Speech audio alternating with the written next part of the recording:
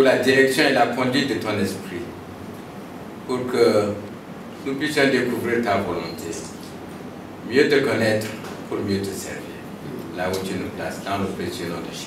Nous te bénissons. Notre reconnaissance à notre Dieu, qui nous permet d'être encore ici ensemble, ce matin et cette année.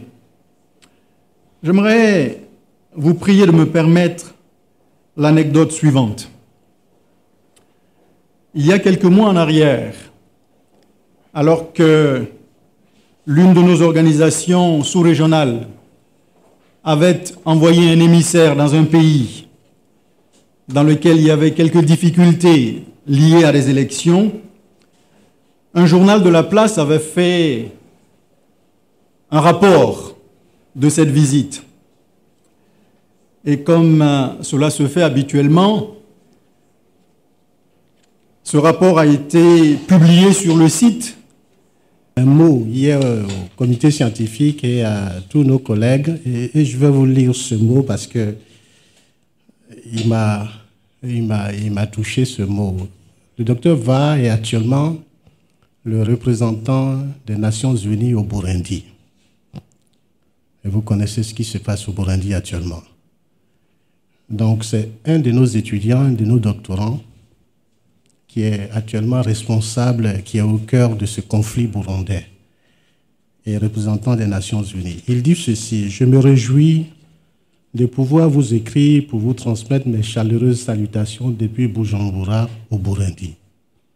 Vous me permettez de remercier le doyen, le corps enseignant de la FATEAC ainsi que le comité scientifique du colloque pour leur prière en ma faveur et pour le Burundi.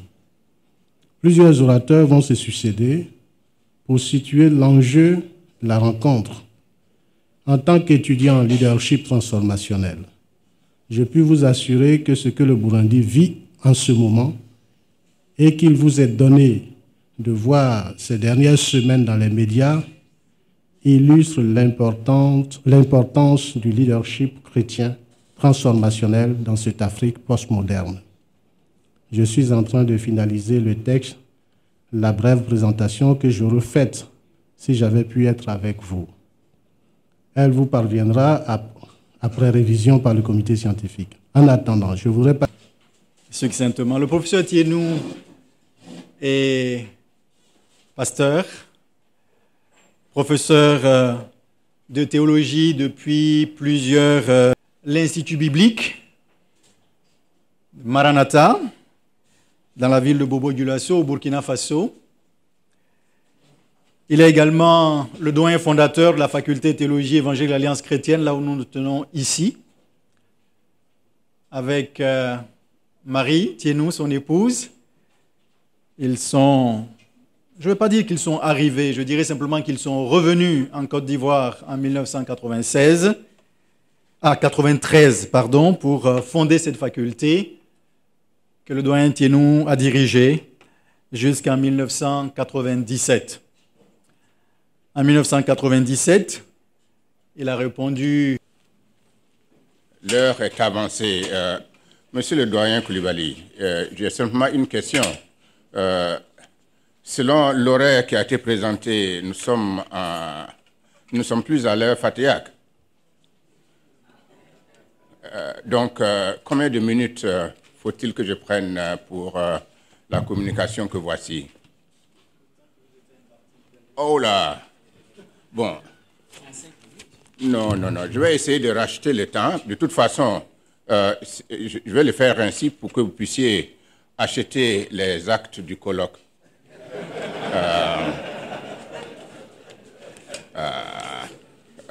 Ce que je vais vous communiquer, c'est un résumé et le texte revu et corrigé sera... Croyants et citoyens, surmonter le conflit des identités et des herméneutiques. Tel qu'il est formulé, notre sujet laisse entendre qu'il y a une difficulté, qu'il y a un problème, une opposition. Il comporte le mot conflit, qui est l'expression achevée de la situation. Et cette opposition se situe dans le rapport croyant-citoyen. Et dans ce rapport croyant-citoyen, l'opposition vise particulièrement les questions d'identité et les questions d'herméneutique.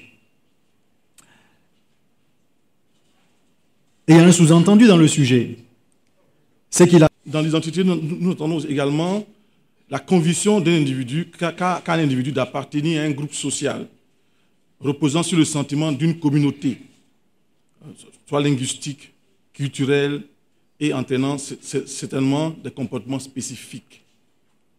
Pour analyser donc ces choses, nous sommes appuyés sur les théories de ce que nous appelons énonciatives, les théories énonciatives, les théories de linguistique.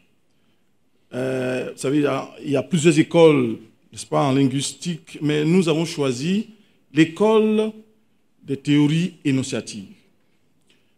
C'est une théorie qui, contrairement au père fondateur de la linguistique moderne,